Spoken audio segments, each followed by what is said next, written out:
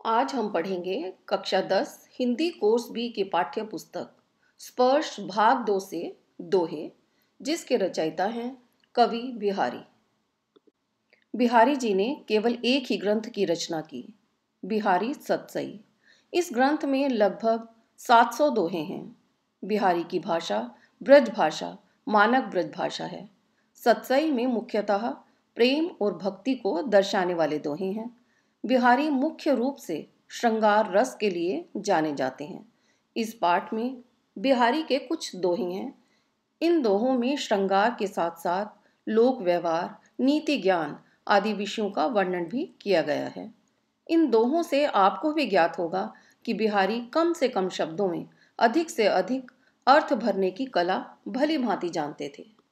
सोहत ओढ़ई पीतु पटु, श्याम सलोने गात, मनौ नीलमणि सैल पर, आतपु परियौ प्रभात।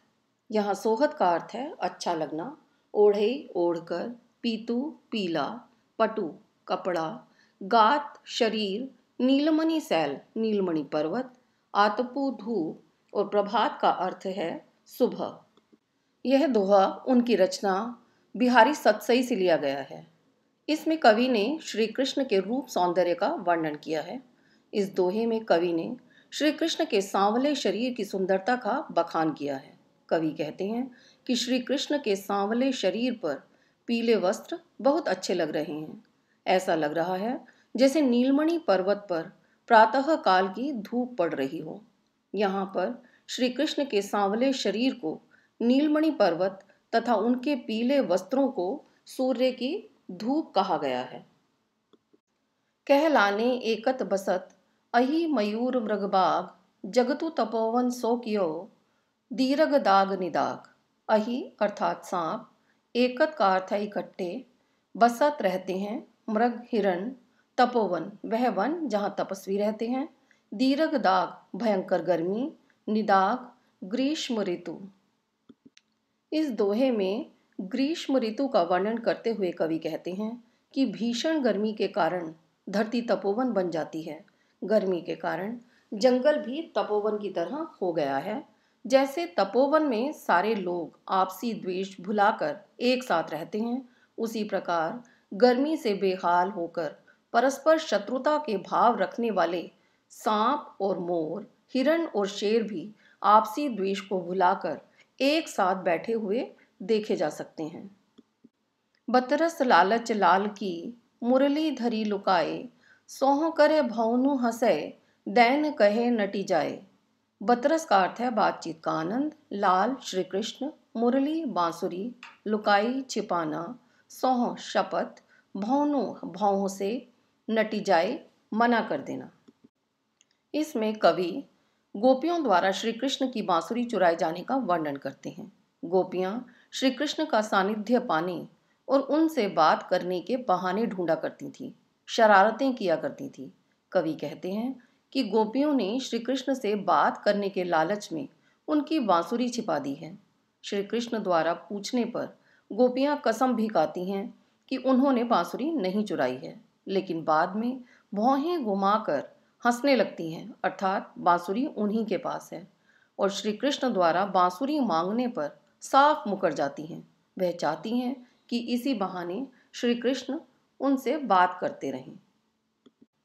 कहत नटत रीझत खिजत, मिलत खिलत लजियात, भरे भौन में करत हैं, नैननु ही सब बात। यहाँ कहत का अर्थ है कहना, बात करना, नटत इनकार करना, रीझत मोहित होना, लजियात शर्मा जाना, खिजत बनावटी गुस्सा करना, मिलत मिलना, खिलत प्रसन्न होना और नैननु का अर्थ है नेत्रों से। इस दोहे में कवि कहते हैं कि परिवार के सदस्यों की उपस्थिति में नायक नायिका शर्म के कारण बात नहीं कर पाते। ऐसी स्थिति में दोनों एक दूसरे से आंखों ही आंखों में बातचीत करते हैं। नायक प्रणय निवेदन करता है, नायिका इशारे से इनकार कर देती है। उसके मना करने के ढंग पर नायक रीझ कर मुस्कुराता है।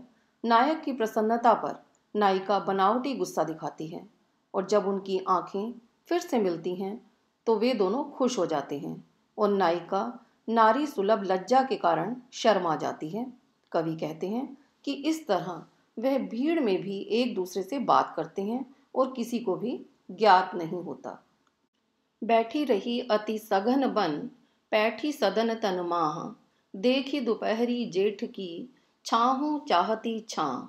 यहाँ सघन का अर्थ है घना, वन जंगल, पैठी घुसना, सदन तन भवन में, जेठ जून का महीना, छाहो छाया भी। इसमें कवि जून महीने की गर्मी का वर्णन कर रहे हैं। कवि कहते हैं कि जून के महीने में गर्मी इतनी अधिक हो रही है कि कहीं भी छाया दिखाई नहीं दे रही। ऐसा लग रहा है कि छाया भी छाया ढूंढ रही है, मानो वह भी गर्मी से बचने के लिए जंगल के घने पेड़ों के नीचे जाकर बैठ गई है।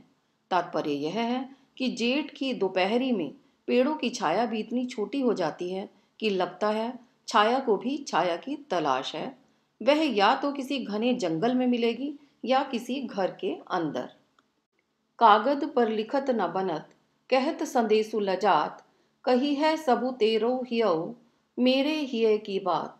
कागद अर्थात कागज, लिखत न बनत लिखा नहीं जाता, हिय हृदय, संदेशु संदेश, लजात लज्जा आना, कही है कह देगा। इसमें कवि ने एक नायिका की विरह दशा का वर्णन किया है। नायक से ना मिल पाने के कारण नायिका दुखी है। विरह के कारण उसकी आंखों में आंसू आ रहे हैं, हाथ कांप रहे हैं। इसलिए अपनी विरह की पीड़ा को वह कागज पर लिखने में असमर्थ है और कहकर संदेश भेजने में उसे शर्म आ रही है। वह सोचती है कि नायक का हृदय उसके दिल की बात स्वयं जान लेगा। नायक उसकी विरह दशा से भली भांति परिचित है, क्योंकि दोनों के हृदय की दशा एक सी है। प्रगट भये द्विजराज कुल, सुबस बसे ब्रज आई, मेरे हरऊ कलेस सब, केशव केशव राई। यहाँ द्विजराज का अर्थ है चंद्रमा, ब्राह्मण, सुबस अपनी इच्छा से, केशव श्री कृष्ण, केशव राय कवि बिहारी के पिता। कवि कहते हैं कि हे श्री कृष्ण, आपने चंद्र वंश में जन्म लिया और स्वयं ही ब्रज में आकर बस गए। बिहारी जी के पिता का नाम केशव राय है और श्री कृष्ण का एक नाम केशव है।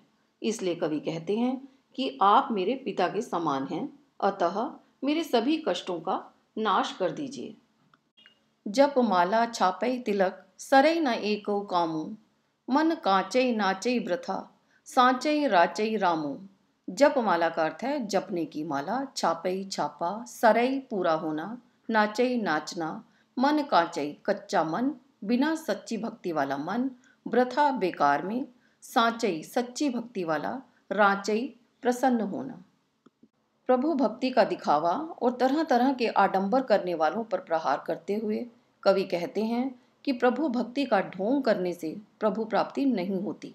कवि कहते हैं कि केवल ईश्वर के नाम की माला जपने से तथा राम नामी तिलक लगाने मात्र से ईश्वर प्रसन्न नहीं होते।